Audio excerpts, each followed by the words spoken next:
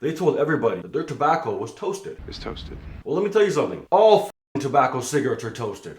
It's toasted. I get it. The person I normally get my hair cut from has disappeared and I had to go find somebody else. So now I look like a pineapple. What's going on, guys? Welcome back to the channel. My name is Rex. In this video, I'm going to share with you a meeting I had in company. The industry is mini construction equipment, mini excavators, mini skid steers, mini loaders, etc., etc., etc. So we're sitting in his office and he's telling me he wants to grow the company. I go ahead and I ask him to tell me a little bit. They are only a year old, but they've got a showroom, they've got a service center, they have a full team for customer service. They kind of have a sales guy, but they don't. And he's asking me, he says, Rex, what would you do? All right, let's start. I'm going to stick with the sales and marketing portion.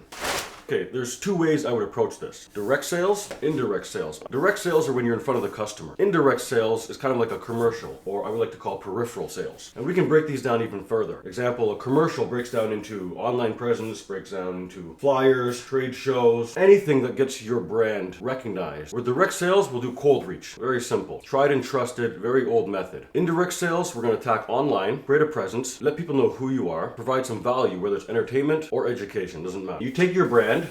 Let's say your brand is XYZ Equipment. Oh, this marker's dead. XYZ Equipment. Then you set up your shops. Your shops everywhere on all platforms. You get your presence going. Make sure you set up an account on all social media marketing platforms because it's basically free. Make sure your website is better than your competitors or as good. Set up your Facebook shop, set up a YouTube, your Reddit, TikTok, Facebook, etc., etc. Now the reason you want to do this is because you want to look like an actual company. And you need traceability. The more traceability you have and the more people can research you, the more likely they're going to trust you. And once you have all these accounts up, you start making your commercials, your content, your pieces to attract the customers. Because buying habits are actually changing a lot lately, and there are a lot of people on TikTok. And he said to me, he's like, I don't know if my clients are going to be scrolling through TikTok. And I said, you'd be very surprised at the amount of guys on a construction site while having a smoke flipping through TikTok real quick. Now, the company I was spoken to already had all of these things. However, in my opinion, they were doing regular content, which was the same as everybody else's. You know, all the other companies that were competitors also had pretty much the same videos that they did, just showing off their vehicles. And I find that to be very lackluster. I'll give you an example. He says he sells construction equipment,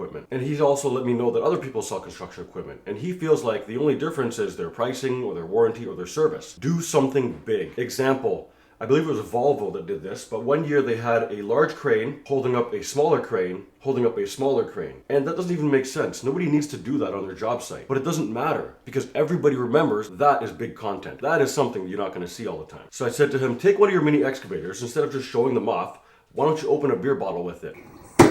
Put in hashtag equipment challenge, and now you've got all the rest of the world trying to open beer bottles with their mini excavators and tagging you. Now you've got exposure to millions of people all of a sudden. That's just the basis of it. Now we're going to talk about direct sales. Direct sales is the absolute easiest, most guaranteed way to increase your conversion rate.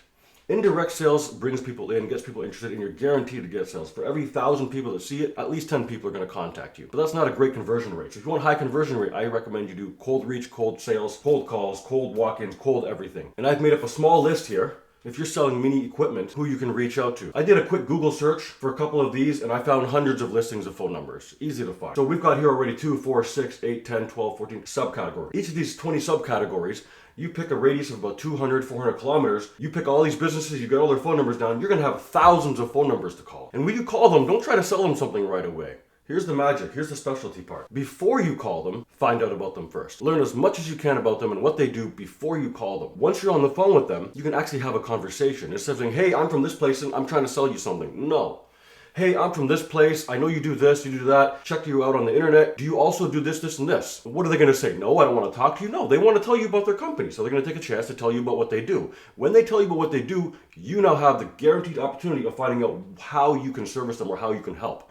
Let's pretend people are like, okay, well, Rex, this guy's already got equipment. I can't sell him equipment. Fine. Here's how I worked around this. Okay, John, that's not a problem. I know you've got equipment, but as a growing company, you're going to be needing more equipment in the future. Or if you run into a job where you'll need a piece of equipment that you don't actually own, I want to be your guy. John, if at 8 p.m. you're calling me and you're saying, hey, Rex, Mrs. Johnson needs a trench dug up in her yard. We just screwed up the plumbing. I don't know what I'm going to do. Can you get a trencher out here? I'm going to say, John, no problem. I'm going to get that trencher out to you right now. I just want to be your guy. And we know that as you grow, you need to increase your fleet, whether it's with rentals, purchases, it doesn't matter. I can be your guy. And then I'd recommend not saying saying too much more on the phone. I'd say, hey, if you got some time, let me bring you your favorite coffee or your tea. I'll come out, just give me 3 minutes of your time. I'll come straight to your job site. And that 3 minutes is probably guaranteed to turn into half an hour, because you're gonna sit, you're gonna chill with the guy, you're gonna talk to him, you're gonna find out more about each other. You're gonna build a relationship where you can work on, where he's gonna trust you, you're gonna trust him. You know that he's gonna call you, and he knows that you're gonna be there for him. Now, leaving direct sales, again, going back to indirect sales, if your company's not doing the indirect sales, you can run your own ads. You can make your own Facebook and TikTok accounts and make your own videos. Every time you visit one of your clients, you can easily say, hey, what are you doing? Can I take a quick 20-second video of what you're doing with our machine? And there's some free content right there. You create it yourself, you create a name, you become the expert in your field, and you become the guy that everyone wants to ask questions because you've got the right answers. That's a very short gist of how our meeting went. I would just like to leave you with two more things here at the end. You know, while I was looking at his website, I noticed, okay, you've got certain types of engines in your machines. And from the industries I came from, I know those engines are reliable, they're known, and they're good. So I mentioned to him, okay, well, you've got these engines, and that's a really good feature, a really good value point.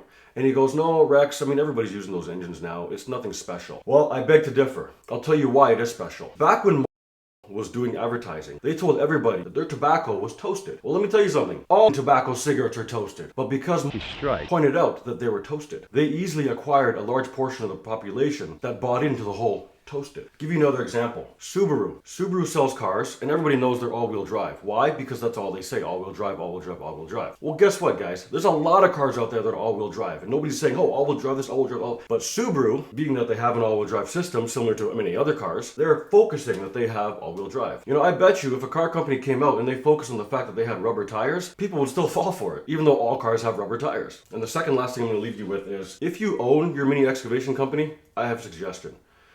Rolex and many other companies have this program called a buyback program.